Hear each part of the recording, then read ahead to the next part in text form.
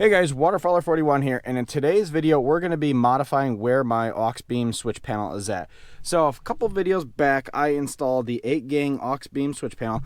I absolutely love it. From a switch panel perspective and the total cost of this guy, I think it's a little bit less than $300. You cannot beat this switch panel compared to any of those S Pods or any of the S Pros or the more expensive switch panels. You could program it for momentary switches. You could program it for just when you push the button, light stays on. When you let go, light turns off. And then you could program each button for strobe. You could also program it so you could group control. So if I have 3 lights here, I could press 1 and all 3 lights will always come on. So as far as my front lights here, if I push any one of these, the whole group comes on. Absolutely love it. So again, by far one of the best switch panels on the market today. Also, this one's RGB, so I could match the backlighting on the switch panel to the rest of my RAM. So it's got a lot of white backlighting. So I have this program right now, so it is white when it's lit up. But with that said, the position's a little awkward. I still think this is the best area to have a switch panel mounted inside these 5th gen RAMs. I've seen mounts for up here. I've seen mounts that go all over the place. I think this is still the best area. But from a ergonomic standpoint and from a interfering with my cup holder standpoint, it leaves some room for improvement. Enter this. So this was 3D printed by a fella that has been selling these on the 5th gen RAM Facebook groups. He's got an Etsy account, and I went ahead and picked up the single 8-gang AUXBEAM bracket. So basically what this is designed to do is it's designed to hold the entire AUXBEAM controller inside this bracket, and it fits right on this lip here. So what this is going to do is it's going to move the panel itself from being flat here to being a little bit higher up and mounted towards the driver much better. So the reason that's beneficial is, if you think about it, when I close my cup holders here, it's really hard to access these. So I either have to have this guy pulled back a little bit, probably right there, or I need to have them completely tucked out of the way. I usually have a drink in there, so it's always here, which means it's kind of a pain in the butt to get there. So what this is going to do is it's going to move that switch panel out flat and really super accessible to the driver. So it hangs right on this loop here. So what I need to do is pull the whole center console back. I need to pull the wire out of here because on the back of this guy, there's some channels for routing the wire. I don't know if those are going to align well with my existing hole here, but we'll figure that out once we get everything up and out of the way. But I need to pull the whole center console back so I can unplug the switch controller. The plug's right behind here. It's a little twist lock one. That way I can mount the switch inside here and figure out where I want this mounted. But it's nice because even with the wire in the way here, you can see you still have access to the USBs here on the back. You have tight access to the USB 1 here if you have this tucked all the way over to the driver's side, but 2 is very easy to get to. So maybe you could install wire here and just leave it hanging down here. So again, it allows you to run the wire down below it, through it, and have a nice recessed, nice finished look. And it comes in 3 finishes. So I got the plastic one. This just looks like regular molded plastic, but there's also a carbon fiber version that looks like this. It's not real carbon fiber, but it looks like the carbon fiber weave pattern. And then there's carbon fiber cut, which basically looks like carbon that's kind of meshed at an angle. So anyway, what I'm going to do here real quick is pull my whole center console out, get this switch panel wire pulled out, and then I'll show you how we go ahead and mount this. But I think this is an awesome idea, well designed. Let's get this guy installed.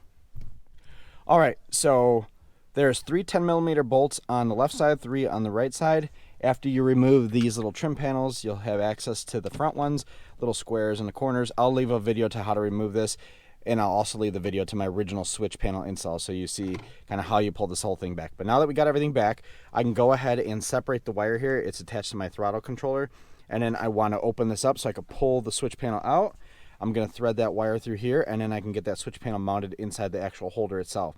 So there's some 3M tape inside, which holds the panel to the actual bracket. And then there's some 3M tape on the back, and these 2 strips of 3M tape are going to attach to this channel here. So with that said, let me go ahead and get this guy pulled out of here. Let me get this adhesive pulled off of here, get everything cleaned up, and then we're going to prepare everything to mount the switch panel in this little area. All right, so we got the switch panel pulled out of there. There's my existing hole. This is a 5/8 hole that I drilled to fit the end of the AUXBEAM controller. So here's my AUXBEAM controller. The back is flat now. So that AUXBEAM controller will pop right in here. In a second here, we're going to pull off the backing on this 3M tape and install the beam or the switch panel to this guy. But I just wanted to show you kind of how this installs. So you can see the lip here. You see that big opening.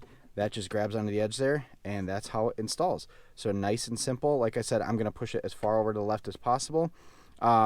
What you can do is it leaves a little bit of a gap here. You can run your wire up this way, just like I did with my throttle controller. And because this will be concealing most of it, you won't see it at all if that's the route you want to go. I think I could still use my existing hole, which would be nice because it'll push the cable through the back. But if you were to drill a hole, what I would do if I would kind of do this over, I'd actually drill a hole right where this opening is. So you can see that opening. That way the wire could drop down and go right in there. But the problem is there's a lot going on behind here, so you have to get down below this little ledge. That's why I drilled where it was at. But if anything, I would move it over to right about here. So let me go ahead and get the AUXBEAM controller mounted inside here, and then we will work on fitting it inside the hole. There's some alcohol wipes that come in the kit, so you can clean this off before you adhere those 3M tape there. But honestly, even without tape, that thing fits perfectly fine there, and pushing it doesn't really move it around that much. But the tape will be a nice secure fitment to it. If anything, you could add some more tape here if you need to, but I don't think we need to. I think this is going to fit nicely, and it looks factory. This looks very well in here. This is well designed. So let's get the panel installed in here. All right, guys, got the wire run and everything. Great news.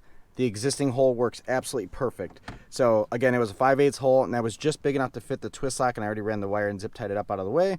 But once I get my switch panel located where I want it, everything is perfect. It fits awesome. I swear to God, this is by far one of the coolest 3D printed things I've ever seen, and the most practical switch mount location and accessory to have in your truck. So between the AUXBEAM being less than $300, this bracket being about $50, you cannot beat this mounting location, this presentation of the switch panels to the driver with any other option on the market. This is a no-brainer. So preaching done. Last thing I need to do is take an alcohol wipe, clean off this little area, pull the backing off the 3M tape here, go ahead and stick it in, and we're good to go. So again, this is where that switch panel is going to go, and you got some options. I mean, you can move it all over the place. Because of where my hole's at, it kind of limits the wire movement. But the panel itself, you can see the light panel fits nice and flush in there. It's a very, very, very clean look. This is an almost factory look. I close this guy, I still have my switch panels right there. It would be really nice if I had a way to mount this inside of a 3D printed bracket as well. Maybe I'll reach out to the fella and see if there's a way we could do a hike-it one too, since some of the folks are starting to use these things over the pedal commander. But from a lighting switch panel perspective, this looks awesome. So let's go ahead, pull that backing off, get the alcohol, clean it up, get everything put back together, and we'll look at presentation and the overall installation. All right, so for whatever reason, I lost the footage from the last video I made after we installed the switch panel. So here it is in all its glory. Switch panel is installed on the 3D printed bracket. It looks awesome, super accessible, not in the way of my cup holder. Everything looks perfect. And I'm glad I went with the plastic look. I did like the carbon fiber, both the weave and that chop look, but I just feel like there's nothing else carbon fiber aside from my steering wheel going on in this area, and it would stick out a little bit. Ultimately, I hope that, you know, someone makes a kit for these cars that looks really nice for the carbon fiber side of things, and maybe I'll go back to the carbon fiber side. But for now, the 3D printed ABS plastic bracket looks great here. Still have access to the USB ports here. I could probably get my fingers in here to get a USB-C plug installed in there, but let's see. So we turn our truck on. Switch panel works perfect, super accessible. So like you can see, I was talking about how I group things in. I have my pod lights, so my A-pillar lights and my front grille lights. So if I push any one of them, it turns on the whole group there. I did remove my lower light bar for now, so this one's not really working right now. But then I have my back ones. They're also grouped. So super accessible, you can see. Let's shut the door. So everything's very accessible. Looks great there. Matches the interior very nicely. By all accounts, this is one of the best brackets I've seen for a light panel in these 5th gen Ram trucks. So I will leave a link to this guy down in the description below, but definitely check out the Etsy store that's making these brackets. He makes some other cool products. There's a cup holder that he's coming out with that'll fit inside this little change pocket area. I believe that'll fit the bigger Yetis, which is an issue with these guys. It won't fit those Yeti water bottles. So with that said, this is my video on the 3D printed AUXBEAM light bracket. Definitely check out the Etsy store. Definitely go check out the AUXBEAM panels. Any questions, let me know down in the description below. But with that said, thank you very much for watching.